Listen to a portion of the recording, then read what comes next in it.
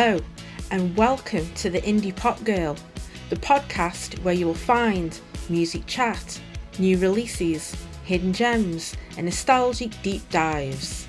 Welcome to this Allie X special episode, where I'll be giving you my verdict of seeing her live for the first time in Liverpool, on the UK leg of her current Weird World tour. I dropped my Girl with No Face episode last week, so please give that a listen, where I give you an introduction to Allie X, how I discovered her and my verdict of that record. I'll be just concentrating on the live recap here, so here we go. Allie X played the Arts Club Theatre in Liverpool, which is a venue that my husband and I were unfamiliar with. We like going to new places and venues, and we were excited to see Allie X in such a small, intimate space. We were very lucky as Allie played in Brighton, Bristol and Glasgow, so Liverpool was the closest to home for us.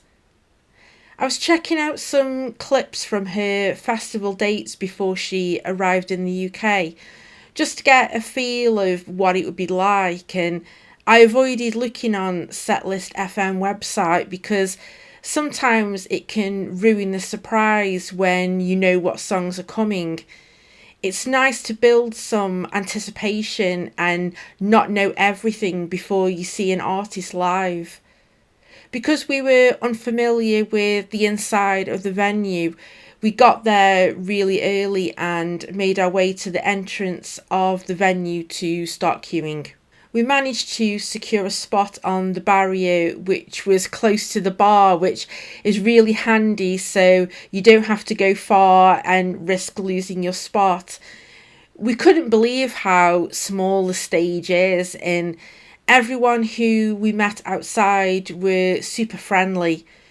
We heard a few people talk about Magdalena Bay as they have added some more UK dates for 2026.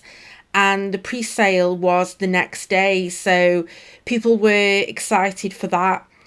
We also heard Wolf Alice mentioned a few times, so there was definitely some crossover with the Allie X fans, and I have to say, they have some immaculate taste. We've been having some ridiculous hot weather here in the UK recently, and I was a bit concerned that on the day of this gig that it would be about 30 degrees, but thankfully we had some rain and it was so much cooler on the day. Especially with the amount of standing, it isn't particularly comfortable during a heat wave. I really don't know how people do it for stadium shows. It definitely takes some serious stamina. We usually go for seats for gigs, but it's funny because my husband said, as we're getting older, we're standing more than we have ever done. We were really taken aback how small the Arts Club Theatre really is. We had a look at the images online, but the photos really don't do it justice.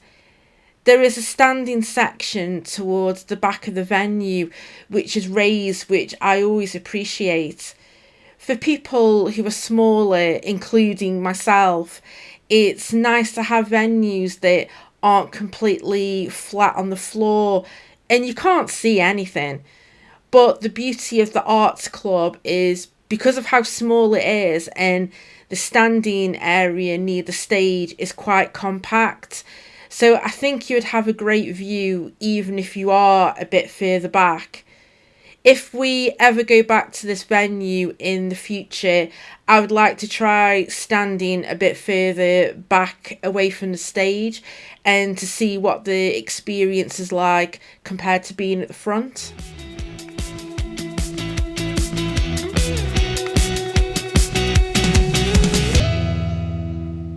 We always have an amazing experience in Liverpool. Like I said, everybody was super friendly who we met, and it was such a great vibe being down the front. There was a really nice, diverse crowd, and everyone looked out for each other. I touched on the crowd etiquette concern in my Magdalena Bay live recap episode, And I'm happy to report back that it wasn't the case for Allie X. Everyone who we were standing with was so respectful, considerate, and gave each other space. It was just a happy, positive atmosphere, and this is even before Allie is taken to the stage. Allie X was supported by Mari, who is a Japanese-British artist, and she is bold and colourful, inspired by hyperpop. I was impressed by her catchy hooks and warm, engaging energy. And then Maya Mansa followed, who is based in Los Angeles, and she falls into the alternative indie genre with some pop and electronica. She reminded me of Imogen Heap and Caroline Polachak in her presentation and vocal style. I was impressed with both artists, and I will be on the lookout for them in the future.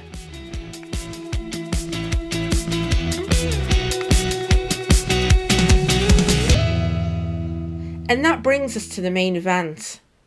The lights went down and Eyes Without a Face by Billy Idol started up over the speakers. Allie's bassist and guitarist took to the stage.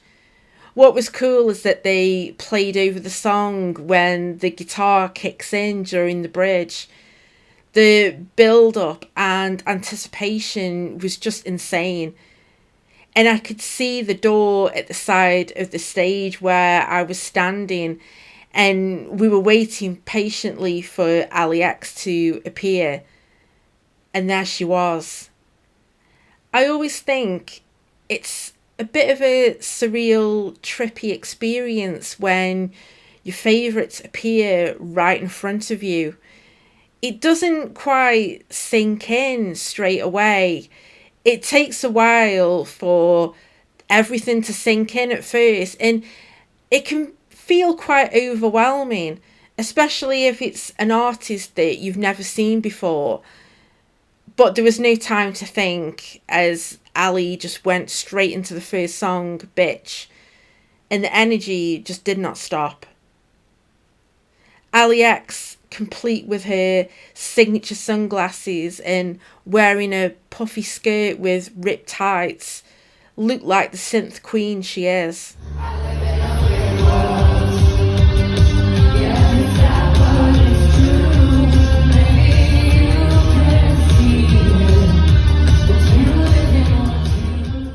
Following Bitch, we had a run of Weird World, Black Eye and Girl with No Face, and it was just banger after banger. Allie's infectious energy, her powerful vocals, which are even more impressive live, by the way, and she was playing the synth. I was completely in my element. The crowd were just totally up for it right from the get-go. And there is something so powerful when you have a crowd like that, and being part of that community. You are all there for the same reason, and everyone is just vibing and singing along together. And there is no better feeling.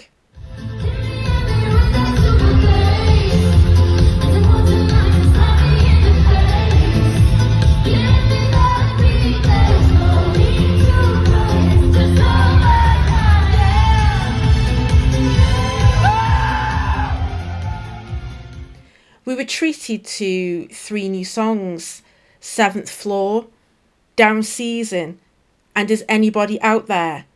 And they were perfectly placed with Allie's more well-known songs, and it all flowed beautifully.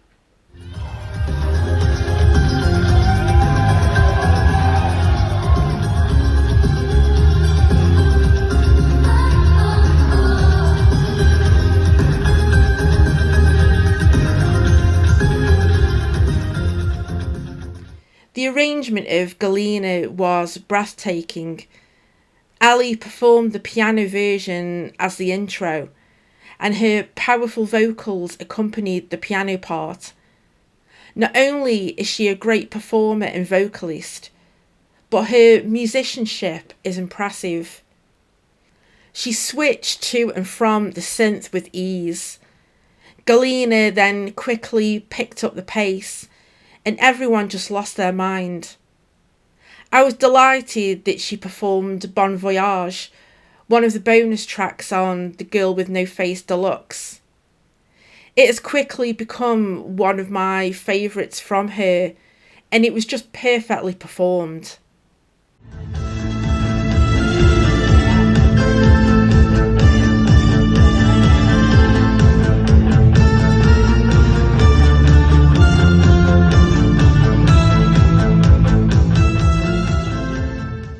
I just need to talk about the run of the next 5 songs.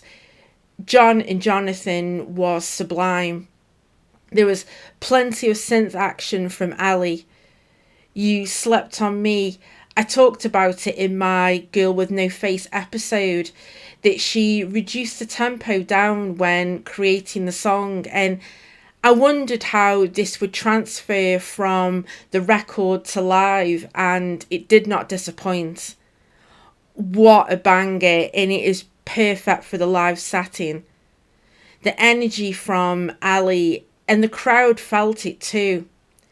I think this was the point where I felt like I was losing my voice, and I just kept turning round to my husband going, "Oh my God, oh my God."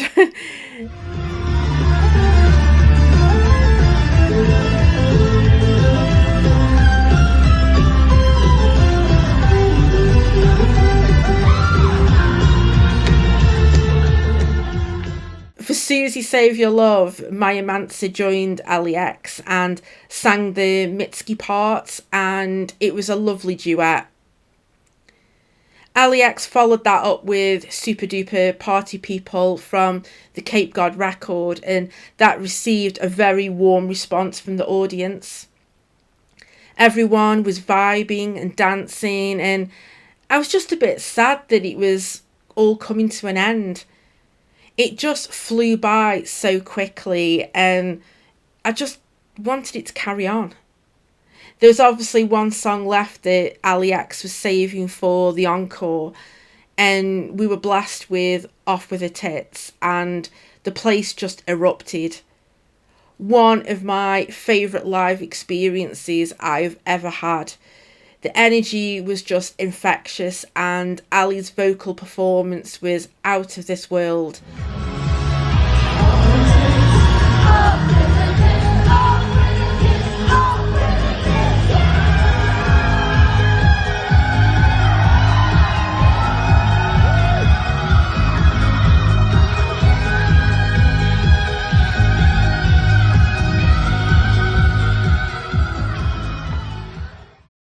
And then, before I knew it, Allie and her band left the stage, and it was all over.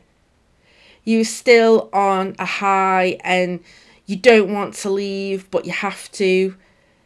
Everyone was leaving with smiles on their faces, and my husband and I left the venue feeling exhausted and very hot, but with that contented feeling.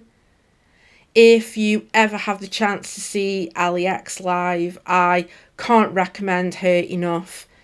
She absolutely smashed it in Liverpool, and she actually confirmed that we were better than the Brighton crowd. I think she was overwhelmed by the love and support that we showed her. She's definitely got a cult following over here in the UK, and it'll just be a matter of time when she's playing in bigger venues. I hope she blows up commercially, because, like I said in my previous Allie X episode, she shouldn't be slept on. Allie X is producing some of the best pop music out there at the moment, and she deserves all of the success. I highly recommend the Arts Club Theatre in Liverpool. The staff were super helpful and got everyone into the venue quickly. The only little criticism I have is that the security was not handing out any water down at the front. It was super hot in there, and there should be some water available for people to access if they need it. All of the other venues we have been to always have water on hand, and It's something that all venues should provide. Again, it's just a tiny thing I noticed, but it didn't ruin the experience. Liverpool, you didn't disappoint, and Allie X, you are fucking amazing, and we hope you come back to the UK very soon. Thank you so much for tuning into this episode. Please follow me on Instagram and Threads at The Indie Pop Girl. If you've enjoyed this episode, I'd love it if you could follow and share, as it helps other music lovers to find the show. I am also on YouTube. You can find me at the Indie Pop Girl podcast, and I would be grateful if you could subscribe, as I'm creating shorts and different content and posting teasers for upcoming episodes. I've also created a public Spotify playlist and added some of my favourite tracks from the artists that I've already covered. And as the episodes grow, I'll be adding more. So if you are curious with any of the artists and albums that I have covered, please give it a listen, and who knows, you might find a new discovery. You can find me on Spotify at The Indie Pop Girl, and the playlist is called Favourite Tracks from Podcast Episodes. I'll be back very soon with another episode in my Albums That Surprised Me series, and I can't wait to talk about this 2024 release, so stay tuned. Until then, I'm Rachel, the Indie Pop Girl. Thanks for listening, and I will see you next time.